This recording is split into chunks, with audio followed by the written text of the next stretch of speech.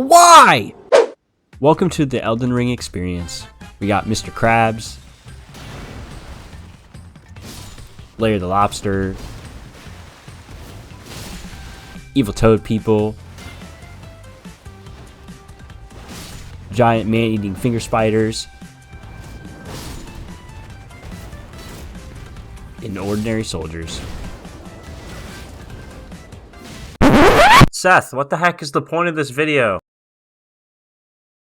There's no point to this video. There's no structure. Alright, with that being said, let's talk about combat. Combat in this game is really fun. There's something very enjoyable about being a human and fighting massive monsters and like here on the screen, massive bears.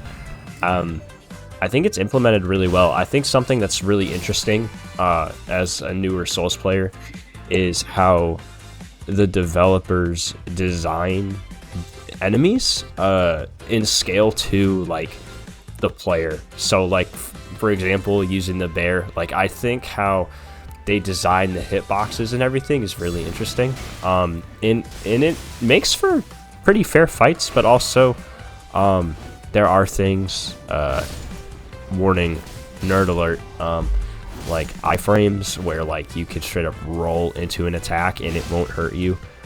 I do understand stuff like that though, because like the player in some ways does need an advantage, or like it needs something in its favor in order for them to like succeed. But overall I thought the combat was really good. You have tons of weapons in the game. You got like slash piercing weapons, curved great swords. I think normal great swords is another one. Colossal swords. My personal favorite, I'm using a lot in the footage here, is the curved great sword called Bloodhounds.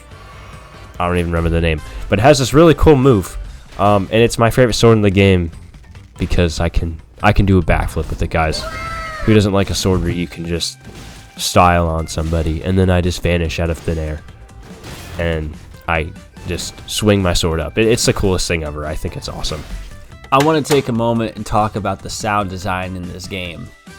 Whoever it was at From Software who designed sounds like this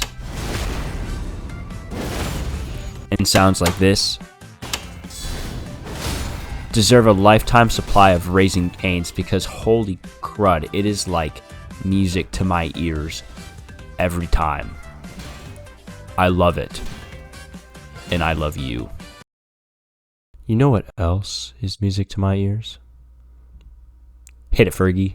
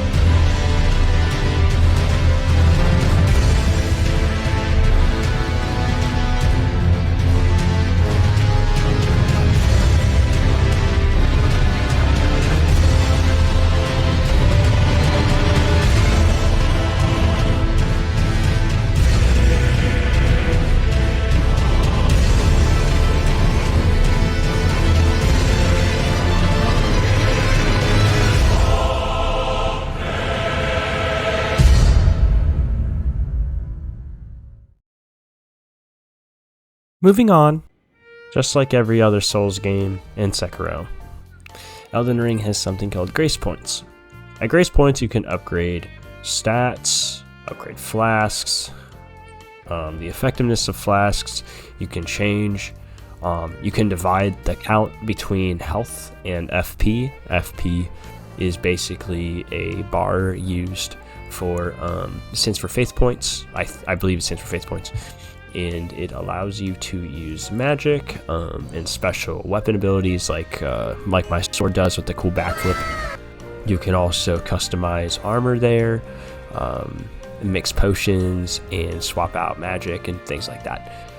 These points can be found all around the world and are basically safe havens. If you find one, make sure you grab it. It allows you to fast travel between them. The one I'm currently at in the image on the screen is the round table. At the round table, you can buy armor, upgrade weapons, and things there. I found it pretty... I thought I was going to be overwhelmed. The thing for me with games like this is I get overwhelmed by the amount of stuff in them with terms of stats, but it actually is pretty straightforward. You have, in terms of stats, you have vigor, strength, endurance, intellect, arcane, faith, dexterity, all those things. You don't have to level all of them. What I did was I went ahead and started with dexterity, like strength and vigor, played around that. So I went for more of a fast character that packed a good punch. That was kind of my thing. And then as you play the game, as you go on and get into higher levels, you can kind of play more with the other things. So once I got all that pretty leveled up, I went ahead and started leveling into faith and intelligence and arcane, so I could start using certain dragon spells and things like that. It's pretty cool.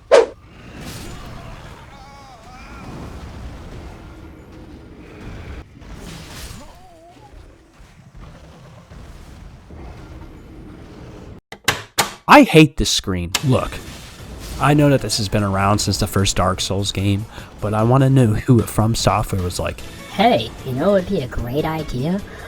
Why not when the player dies, we put "you died" in massive red letters just to remind them how much they suck? Thanks, dude. I couldn't tell by the way my character was blipping off screen like Peter Parker in Avengers Infinity War. Thought I needed a Mickey Mouse tool to figure that one out. Oh, and don't let me forget, the game loves to remind you that you get no girls whatsoever. Here, just listen to this. Fortunately for you, however, you are maidenless. There's a guy in the game who literally tells you off the bat when you start playing that you're maidenless. Because let's be honest, if you spent $60 on a video game that's telling you that you get no girls, more than likely, you get no girls. I'm projecting. With all this being said, do I think you should buy this game? Absolutely. So mosey on over to Gamefly, renew that subscription of yours that you haven't used in 7 years, and go buy it.